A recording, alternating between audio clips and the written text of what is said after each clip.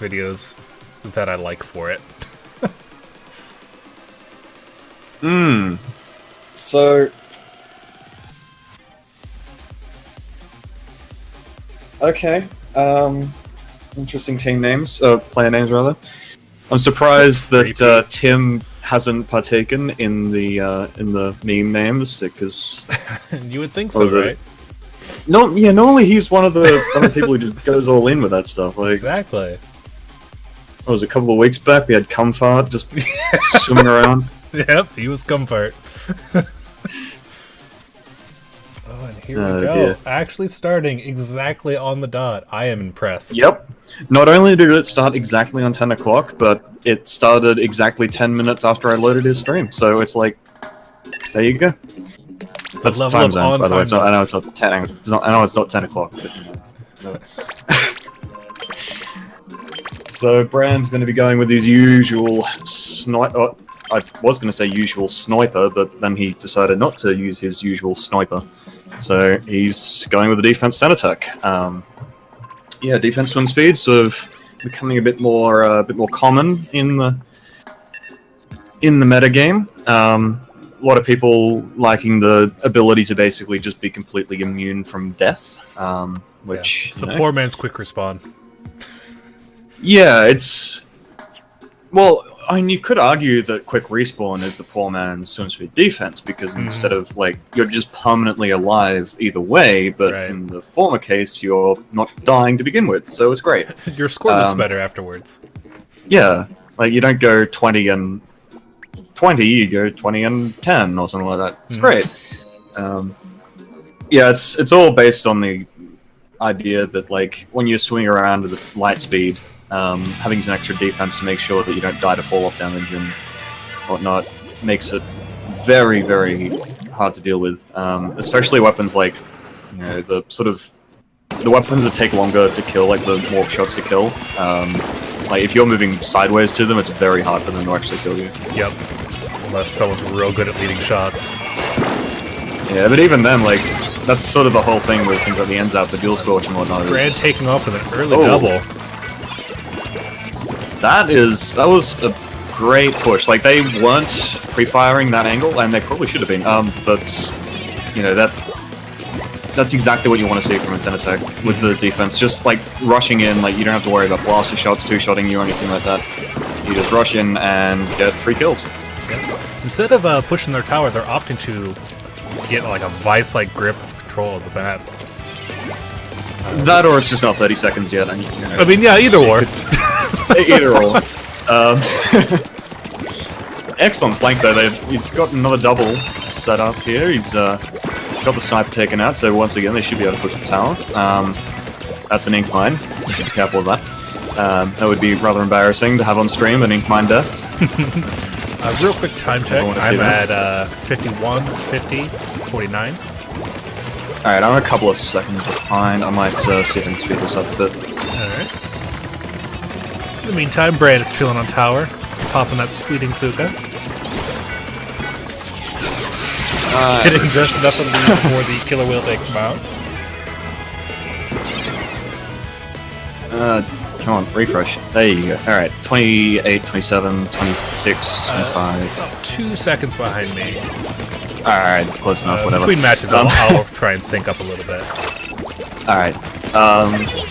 Yeah, so they've sort of once again opted to not push the ejector very far, but just enough. Perhaps they're having trouble with the heavy. I think the longest range weapon they have is like the Forge Pro or something like that. No, they have a splatter scope on being for Pwehsure.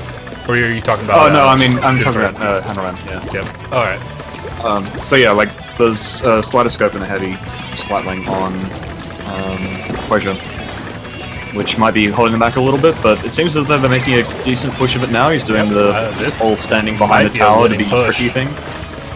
It may just be. That's it. Everyone's pushed back. That's it.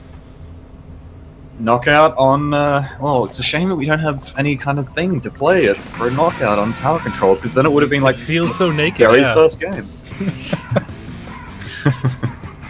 Soon we will have it. Soon. Great score from Brand there. 7-1.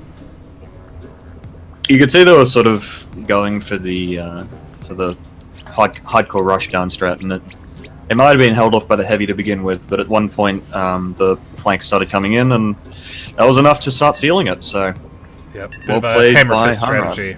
Just keep beating down on their defenses until they're able to push them back far enough to get a push in. Have to see what brand Stick goes with. He's Although if they switching do out at stick with 52, maybe? their short-range comp on Jumpir, that will strongly favor them on this map mode. Short-range weapons definitely have a very strong influence on Zone's bridge. Yeah, they are going with a Hydra, so So not at all that. sort of a not an all in, but it's Yep. the rest of their comp is very short range though. So we're going to be looking for, I mean, if the Pwehsure, it's so weird to say. Yeah. I think it's the Australian accent. It's just Pweh in Australian is very awkward to say. Anyway, so yeah, they're sort of lacking a mid-range sort of glue, I guess, to hold the Hydra and the T-Tex and whatnot together. That's sort of what the Forge or the 96 scale or whatever would provide. The main problem with that being that if the Hydra wants to be effective, there's sort of a large, I guess, gap between him and his team, I guess, and as a result, if he starts getting rushed down, the team might have to either pull back really far, or he might have to be further up than he might like. But otherwise, you can see Brand's already getting in there, getting into the mix, getting a short kill, range. and why? Yeah, but a good perk of this map for the Hydra is being able to stick further back. You may not be able to have much of an influence on the zone itself, but can definitely keep the Pwehsure away from the zone-ish. Or at least keep the splatter scope away. That, and you've got the sprinkler as well, so it's one of those things where you don't directly paint the zone, but you can just have a sprinkler up, making sure that it's a pain in the ass to deal with. And you can see already it's a bit of a lockout developing here. It's a 4v4 at the moment, and people are moving in, but well, with that kill on Swanee, I believe, it's something like that. And yeah, it's definitely looking in Hanran's favor. Might be looking to take a straight up knockout right here. Yep, they are getting in deep.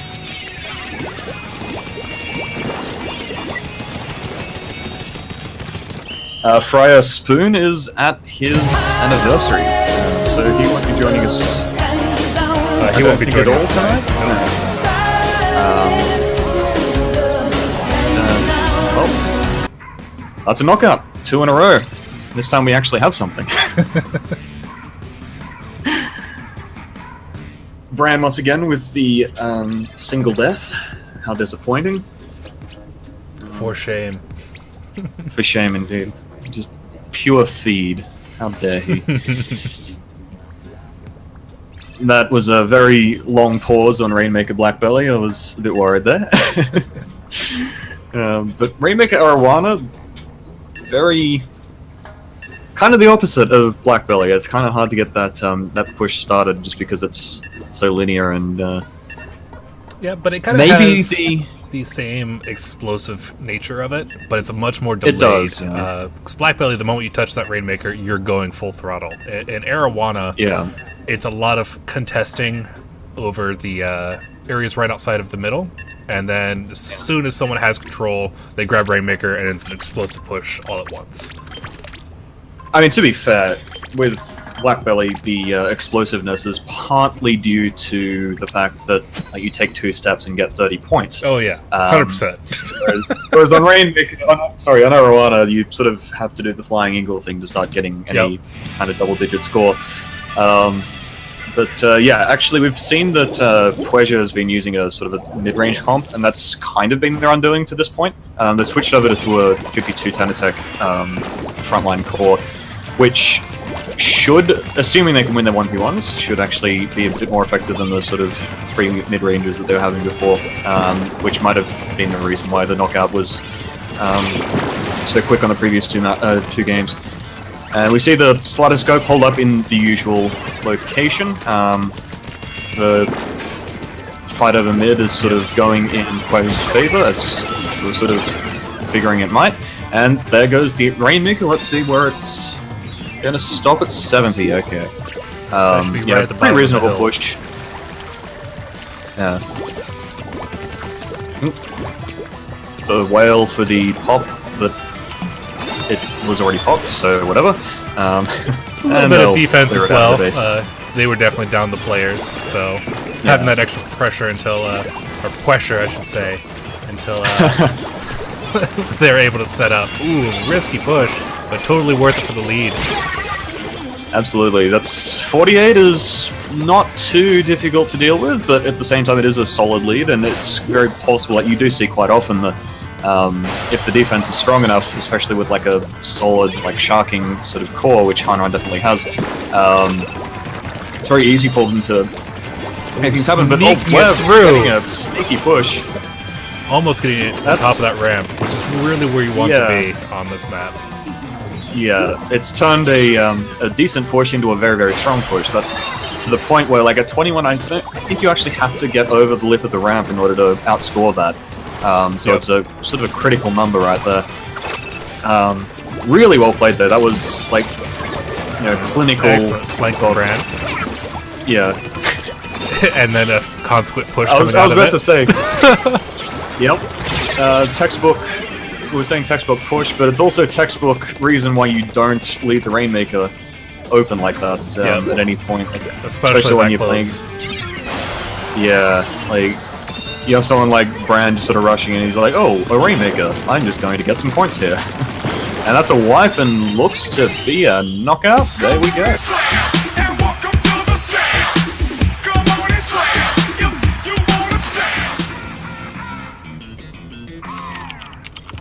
I'm not sure of the timing on the dunk cam. I usually do it immediately afterwards, and it takes. Well, no, how 10 long it seconds. actually lasts.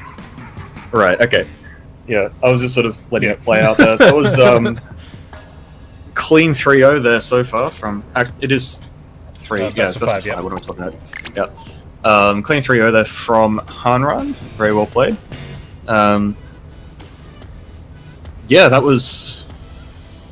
I mean, that's sort of Hanran's thing, you know, the sort of rush down strat where they go all in, and that's sort of what's going to happen is like those 3-0 victories, or they're going to get like a 3-0 loss or something like that, because, you know, the hyper aggression is either going to work out amazingly well, or it's going to get hard countered by something like a Sharking Luna, or a Carbon or something like that.